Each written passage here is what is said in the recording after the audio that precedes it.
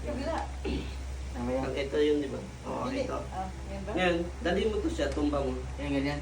Pero rumihit ka dito, dapat nakadaw. So, mararamdaman mo yung stretch nito. Ah. Oh, ito, hindi mo ako maramdaman kasi na ano na eh. Wala. Ah. Yan gagawin mo. Tapos kahit kabilaan na dyan sa walang problema. Ah. Yan. Wala, Tapos, kabila. rotation. Yan. Ikot, tumba mo lang. Tumba dyan. Tumba dito. Yan na. Gagawin. Ilang ano? Repetition. Kahit mo na 24/7. Ganyan. Bed mo. Dyan. Busy ka, nakahiga ka Ah. rito. Ah, yan. Okay na. Bago matulog. Pag, O, pagising. pag nakatayo naman, gilid lang. Ah. Rotation. Pwede Exercise rin, ka ba? pwede rin rotation. Ito sir, mga ganito movement. Oh. Ganyan lang. Oo.